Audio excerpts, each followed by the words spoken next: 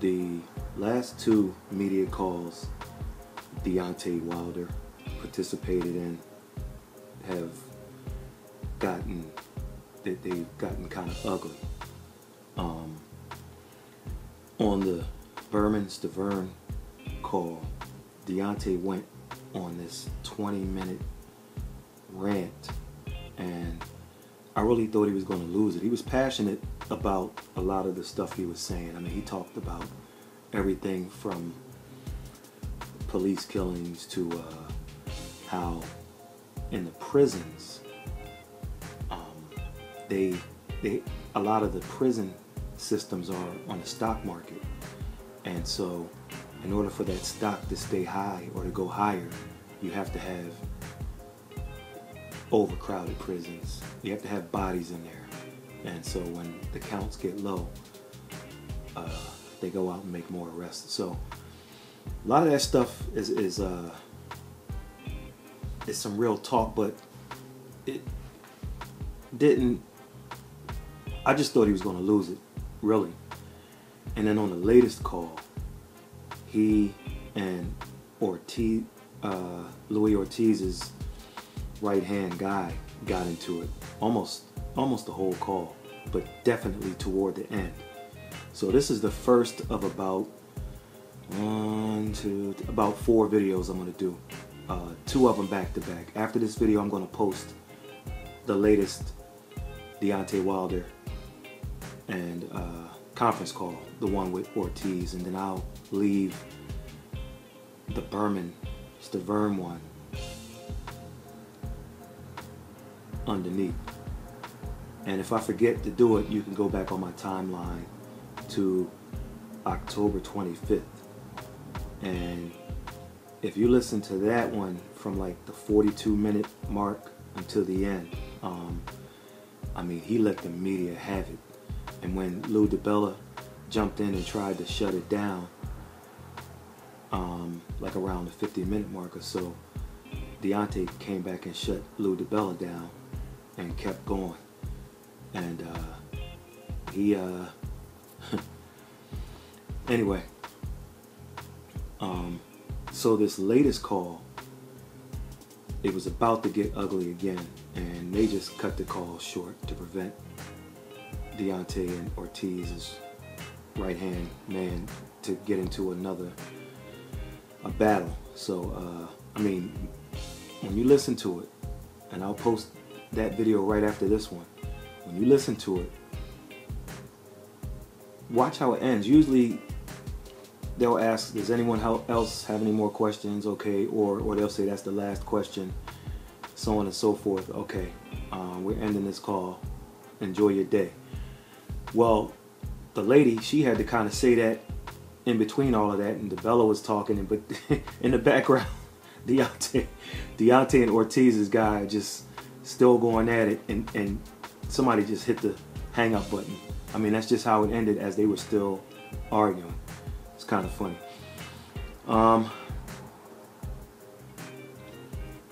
And then my third out of the 4 videos, maybe I'll do that Saturday or Sunday. I'm going to do a Deontay Wilder versus Louis Ortiz prediction video. Some people don't like it. I'll warn you ahead of time. You won't like it. I'm not here to lose credibility, but just follow the trail and you'll see why I make the prediction that I make. All right, let's talk about last weekend. First, the Danny Garcia versus Brandon Rios fight. I know everyone is critical of Danny, but listen, he came off of a close loss and a year layoff. So I didn't mind him coming back and having a fight against a marketable name. Rios isn't a welterweight. He's Adrian Broner to an extent. And what I mean is, he's a guy who made his name in the smaller weight classes and who was 20 pounds bigger than his opponents on fight night. he and Broner were weight bullies. And that's how they earned their stripes. That's how they earned their names. Eventually they walked guys down, and they just were too big on fight night. However, once they started to pick on guys their own size, well,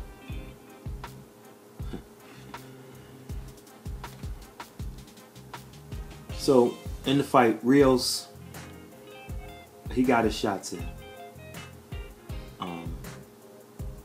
One thing Danny Garcia hasn't been able to do to a great extent in his career is get out of the way of the right hand. You can hit Danny Garcia with the right hand. I don't care who you are. Of course, he has a right hand of his own that Rios couldn't get out of the way of, and that's what ended the fight.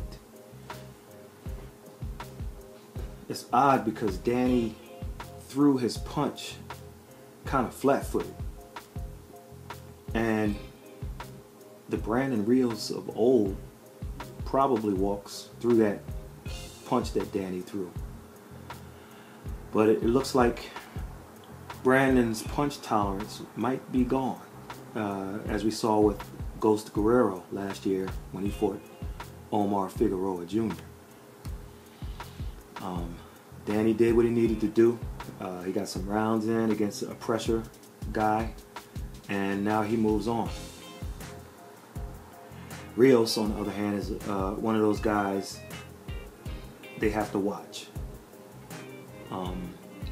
When you're a commodity with some value, as Rios is, they'll use you up as an opponent until you're out there crippled. So mentally, Brandon Rios is, or physiologically speaking, or what have you, mentally, his motor might not be there in a few years. I'm talking slurred speech and whatever else comes along with the motor skills going bad. Shane Mosley, I think he's headed down that path. So it's a guy you need to keep an eye on. Also, David Benavidez, he beat Ronald Gavril. Made it look easier this time. Benavidez is, I think he's what, 21? He's another one of these young champions who, they're a champion, but they're still learning on the job as a champion. And we'll continue to follow him, but that seems to be the trend these days. I wouldn't mind seeing an unofficial tournament at 168 pounds with Benavidez and maybe a Gilberto Ramirez, Callum Smith, Jesse Hart, Caleb Truex, Caleb Plant, maybe a James DeGale, maybe a Julio Cesar Chavez Jr., possibly, a Jose Uzcategui, and a George Groves. I think that wouldn't be too bad. I think that they really wouldn't be too bad. And speaking of George Groves, also last weekend we had a super middleweight version of the World Boxing Super Series. George Groves beat the odds, and he upset Chris Eubank Jr. in, I'll call it an action fight. It was sloppy at times, but it wasn't as bad a fight as many are calling it. Just because it didn't play out the way that people wanted it to. I mean, it was an action fight. The crowd was into it. And while each guy may have fought in a different style that people expected, or shall I say, people laid some money down on, expecting them to fight a different way. Look, the fight was entertaining. It had some action, as I stated. It was sloppy at times, and you can knock each guy for fighting the way that they did, but they fought. And you watched it to the end. You didn't fall asleep. Let's put it that way. So you have to look at a few things before you call a fight like this an upset. George Groves beat the odds. The odds makers had Eubank Jr. as the favorite. The first thing you look at is the quality of opposition. Groves fought Badou Jack. He fought Carl Froch twice. He fought Martin Murray. He fought Fedor Chudanov. He fought Jamie Cox. He fought Dennis Duglin. He fought James DeGale. He fought Paul Smith, and he fought Glenn Johnson. So that's a nice group right there. And after his loss in 2015 to Jack, he went on a win streak, and he took on Eubank Jr., who beat Arthur Abraham, who was the man at middleweight, but lost 3 fights in the Super 6 tournament at super middleweight. So King Arthur, as they called him back in the day, in his prime, he was the man at 160 pounds. When he moved to 68, he just wasn't the same guy. So, and then when, of course, not only that, but when Eubank Jr. fought him, I mean, we're talking about the close to 40 years old version of Arthur Abraham. So it certainly wasn't his weight class. Eubank Jr. also beat Gary O'Sullivan, and he lost to Billy Joke Saunders. So Groves had some mileage, but he was hot coming into the fight with Eubank Jr. The resume was much better. There really wasn't a reason for him to be an underdog. Eubank Jr., he had speed and athleticism, but where was the jab? Look, Roy Jones Jr. had a solid career with very little to no jab, depending on who he fought. In many of those fights, very little to no jab. He would do things like jump in with a lead left hook and a lot of unorthodox stuff. However, while Eubank Jr. is fast, Roy Jones Jr. got away with it because he was out of this world fast. His speed and reflexes were extraterrestrial. I mean, it just was out of this world. And while Jones Jr. would load up and try to knock people out, especially when he was on the juice, Eubank Jr.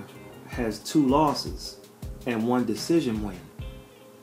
So no knockouts in those 3 fights against his 3 step-up opponents, Groves, Abraham, and Saunders. So there's a difference. On the other hand, on the flip side,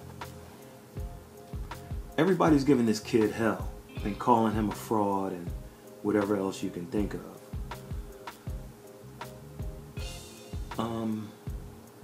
I just think he has to refine a few things and work hard as not to fall back on his speed and athleticism like Jones Jr.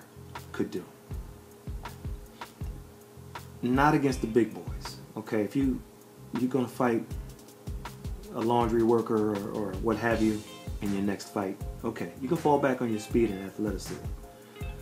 when you get in there with those big boys, you better have something else. And he didn't have that something else every time he stepped up. So we'll continue to follow Chris Eubank Jr. on his road to recovery. On Friday night, last weekend, Raymundo, you know, I think he goes by Ray Beltran now. It was Raymundo for years, and as he fights for his citizenship, you know what? I think somebody got in his ear and said, listen, we're going to call you Ray from now on, which sounds more American than Raymundo. You follow me? On Friday night, Ray Beltran won the WBO World Lightweight title with a razor-thin decision. Razor-thin over Paulus Moses.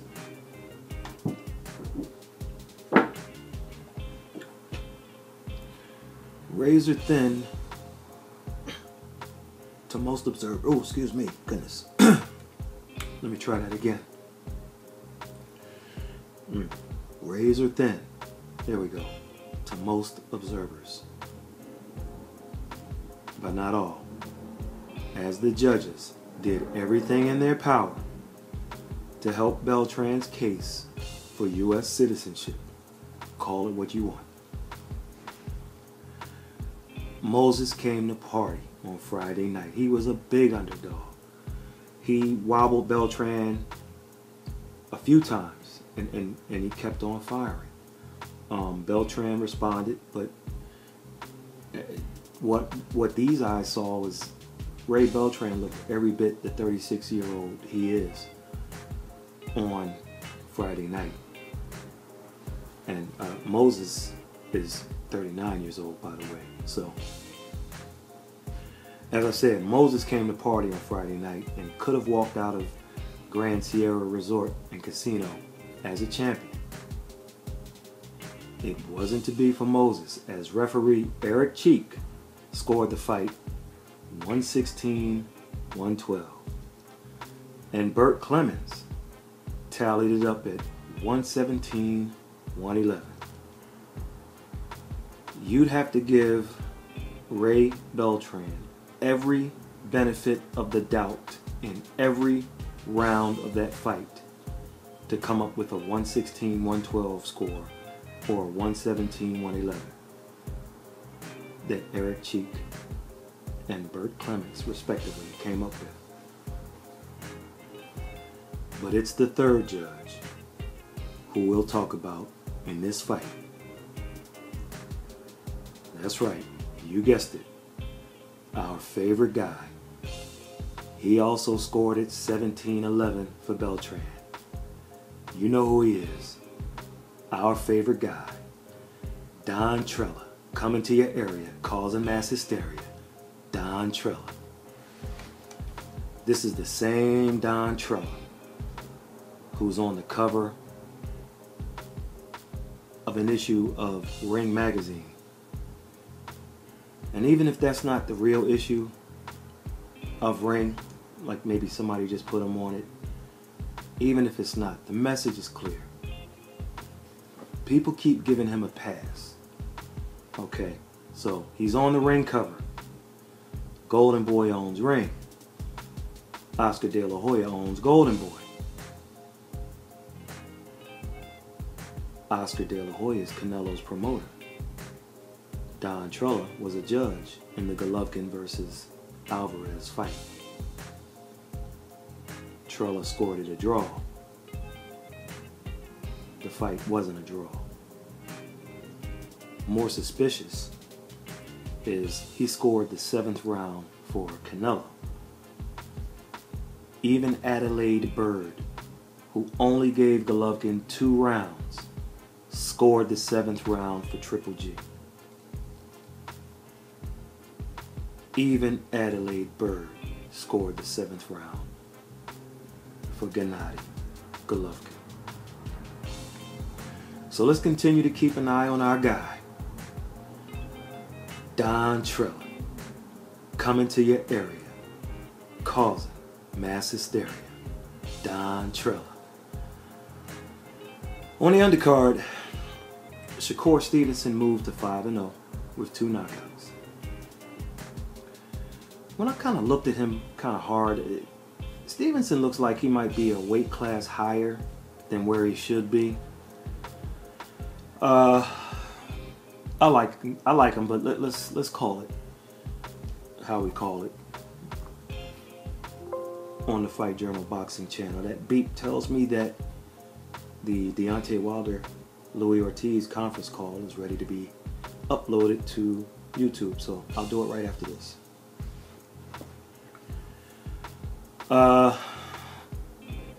Let's call it what it is. The kid has 0 power. And what I'd like to see Shakur Stevenson do is to start to throw hard shots to the body. You know, Pete Whitaker, that's Purnell, folks, he didn't have a big punch. He was a southpaw without a big punch. But when he hit you to the body, oh man, I mean, he put some hurt on some guys, some world-class guys too, especially late in his career when he was a bit past it. He went into the reserve and said, all right, well, here's how I'm going to start fighting guys. So every shot that Stevenson hit Juan Tapia with, it just bounced off Tapia as if he got hit with a raindrop or something. I mean, but there were 2 instances in the fight where Shakur threw body shots and Tapia clearly felt them. You could see the reaction both times. And one of those body shots had Tapia ready to drop if Shakur would have followed up with more activity. So hopefully he'll start going to the body and get a little offense going with whatever he's going to be defensively in the professional ranks. Also, I'd like to see Shakur close his stance. He has probably the widest stance I've seen. I mean, and if you watch the fight again, just look how wide his legs are apart. They're not even shoulder length apart. They're even wider. I mean, and that hurts you when you're stepping up and you're going to fight, you're going to challenge a guy for a belt, or you get a belt and you're going to defend it. That wide stance, it's not exactly the best thing for balance as he steps up, and it also leads you to kind of hop and hop and hop to get into range, as opposed to like fluid movement when you're trying to cut the ring off. So I'm just not sure about Shakur at the moment. We'll see how it plays out, but his performance on Friday wasn't exactly easy on the eyes, so we'll see. So let's look ahead. Superfly 2 should be good. I assume it'll be a triple header, capped off with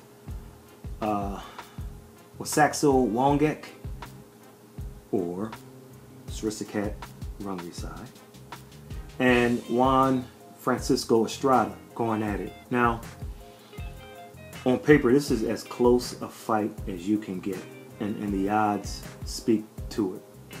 It's almost even money. It might even be even money. But Rungvisai is the favorite. This is a Pacquiao versus Marquez matchup. Rungvisai, the lefty, the puncher, as Pac-Man, and Estrada, the counterpuncher. So he'll be starring as Marquez on Saturday night. The difference between Rungvisai and Pacquiao is that Rungvisai is usually huge on fight night. I mean huge. Estrada can punch, man. He can punch a little bit. I don't know if he can punch like that when it comes to fighting Rungvisai. The odds favor Rungvisai A few experts I've heard pick Rungvisai.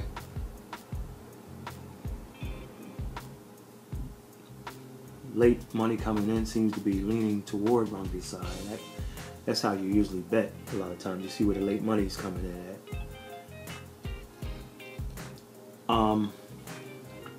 In one of my videos, I bragged about being on a hot streak. I mean, I've been hot with my picks. But I also said I'm going to have some questionable picks coming up between now and then, and in the next month or two. And we'll see. We'll see. It's going to kind of start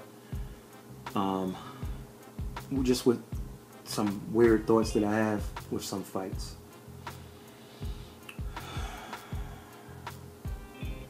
I'm rolling with Estrada on this one.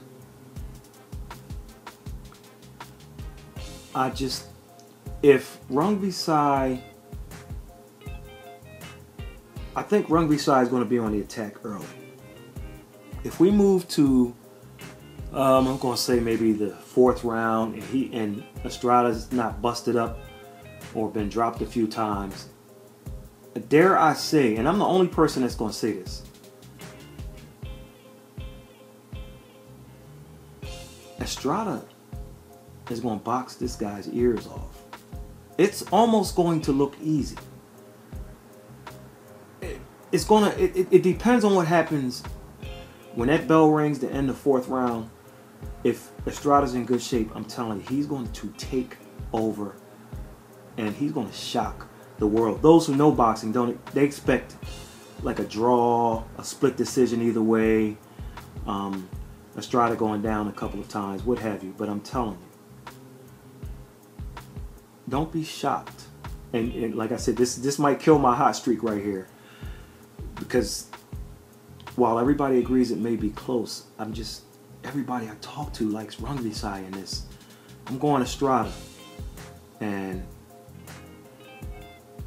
he's a next level kind of guy. So I'm telling you, if he gets in his groove, he's going to box this dude's ears off. Or I'm just going to sound stupid on Sunday or Monday when I do the recap and say, well, the streak it won't be over. A lot of people, what they do, they're real streaky with their picks. So they'll get like 5 in a row, then lose 7 in a row, then win 2 straight, then lose 3 straight. With me, I'm less streaky and more consistent. So like if I have a bad week this week and next week, I'm going to come back on fire. But see, I don't pick stuff that's just easy. I mean, when the fights get to a point where you have to ask, this is 50-50 or what have you, a lot of guys disappear, or they don't give a real pick. I take the tough ones, and I'm telling you, this is close to a 50-50 fight maybe you'll have in the next 2 years. I'm saying that to be funny, but it's that close. I'm rolling with Estrada. And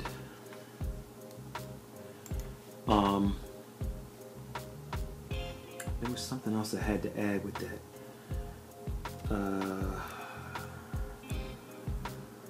Man, there was somewhere else I was going. Gosh, I hate when I do that. Man. Blah, blah, blah, blah, blah, blah, blah.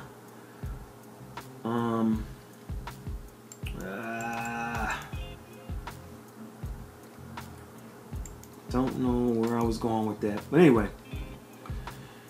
So, part of my reasoning, people say Wongek or Rungvisai beat Chocolatito twice, and Chocolatito dominated Estrada. So, but they don't read the fine print. If you look between the lines, first of all, Chocolatito should have won the first fight based on the stats. And I don't always go on stats.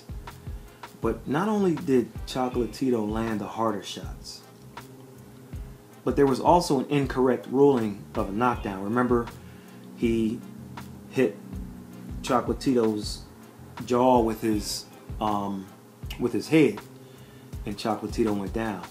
And it wasn't a punch, but the blind referee didn't see it. But when you look at the punch stats, and I don't usually do this, but man, Rungvisai threw, check this out now. Rungvisai threw 940 punches. Chocolatito threw 1,013. Rungvisai landed 284 punches. Chocolatito 441. Rungvisai connected on 30% of his punches. Chocolatito 44%. You don't lose fights with those numbers. You don't. It was a fight that was like 117, 111 at worst. I don't agree with Dan Rafael much, but I did on this one. He had it 117, 109. Anyway, I'd say that Estrada gets caught in this one and gets stopped. That may be true. But I think he's going to be on his game. And if he loses, it'll be because he got worn down. I think he's going to lay it on the line. I believe he's going to win a decision. He might even wobble or even drop Rungvisai. See, I'm looking at it the other way. Everybody's saying, well, if anybody goes down, it's definitely going to be Estrada. Maybe even down and out. I think he's going to drop Rungvisai because there's going to, somewhere during the fight, in the middle rounds, there's going to be this counter shot that's going to land on the button, okay, on the mid to late rounds. Don't miss this fight.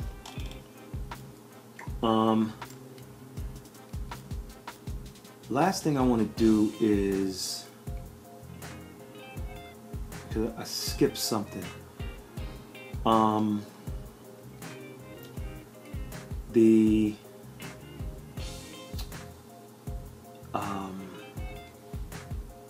what was it?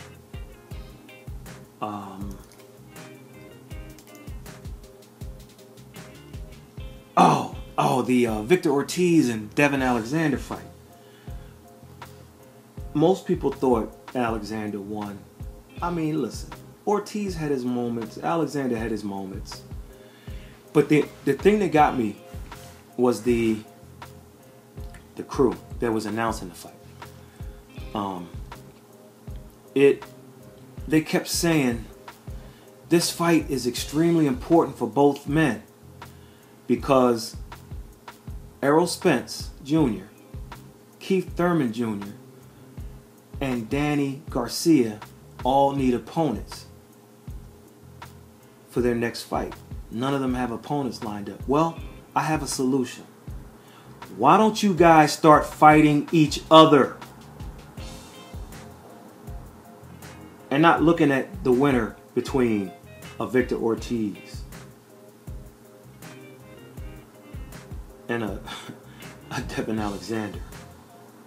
How about that? I mean, did you guys catch that? They announced, oh, this fight is important because these guys don't have an opponent. Tell them to fight each other.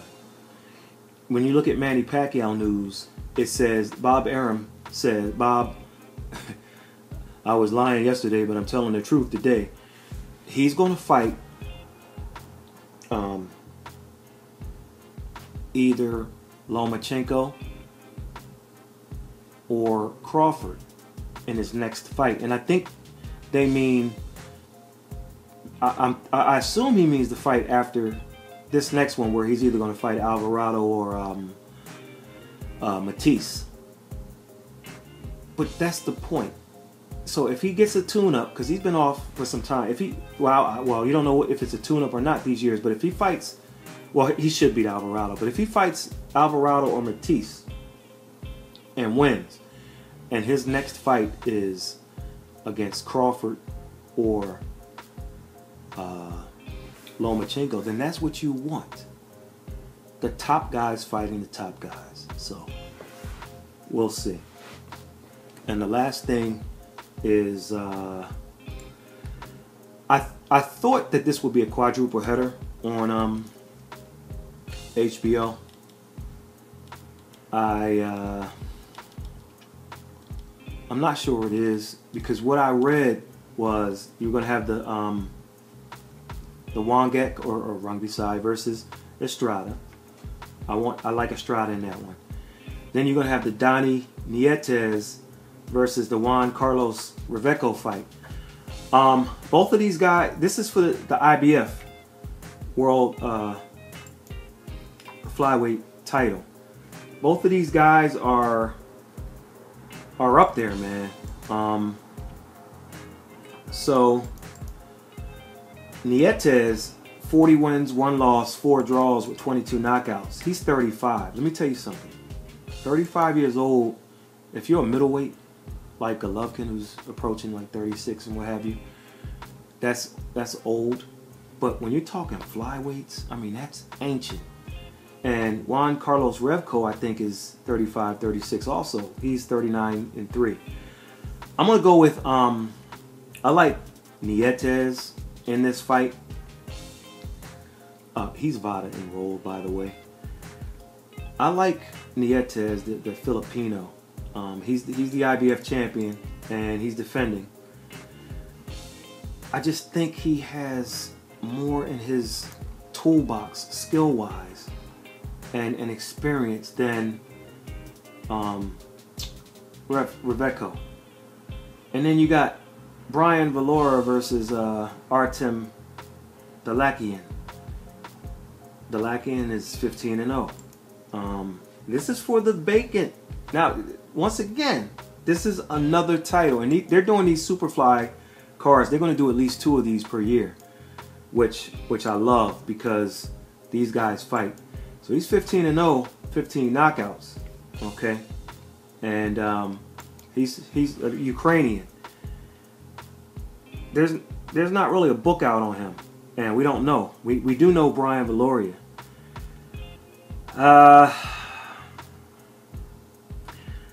My gut says Valoria, even at his advanced age, but I just don't know enough about Dalakian. Something tells me he's got something. We'll see. And then for the vacant WBC Silver Super Flyweight title, whatever that means. And so those 3 fights, the Valoria, the Nietes, and the Estrada and Rangbisai fights, what I was looking at, all 3 of those should be on television.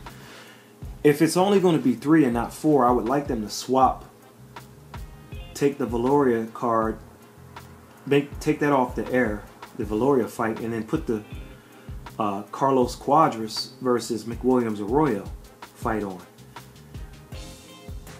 Because that one could go different ways, and we really need to see what's going on now. Carlos Cuadras he's now enrolled in the VADA Clean Boxing program, but that's different. The WBC/VADA Clean Boxing program is different than straight up VADA testing. So, meaning it's a lottery, and if your name may or may not get picked, so they may test you 0 times, or they may test you who knows how many times, but you don't know. And so people are like, well, how does it work? But that's the thing. That's how it works. You don't know. So you never know. I don't like that. I understand why people think the way they do, and I understand how the lotto works. But anyway, because Cuadras, I mean, all that acne on his back for the Chocolatito fight. We're going to check his back at the weigh-in for this one. McWilliams Arroyo is no easy out. And he's 16-3. He's not coming up as being enrolled in the VADA program. Not to say that he isn't, but if you remember Arroyo, he was in there with Chocolatito, and he lost a wide decision. over 12 rounds. So anyway, make sure you catch the Superfly card, and we're going to do some predictions for well, the next video I'm going to post right after this one is the Deontay Wilder conference call with Louis Ortiz. Make sure you check that out. It was pretty much a two-man call between him and Ortiz's guy, and then the next two after that will be a prediction for Wilder Ortiz. I might mix in a Bivol versus Barrera and the Kovalev prediction also. Not going to do Jamal Charlo. He's off the card. For those of you who didn't know, his opponent mysteriously came up with an injury with a week to go for that fight. So Charlo will not be fighting on the card. I think they come back April 21st. I think they got a new date for Hugo Centeno Jr. versus Jamal Charlo. I think it's more. I think there's something behind all that. But anyway, and then the fourth video I do will probably be a recap of the weekend's events, and then of course the fifth video will probably be next week after Wilder Ortiz, and then Barrera and Bivol and Barrera. All right, we'll catch you in the next one.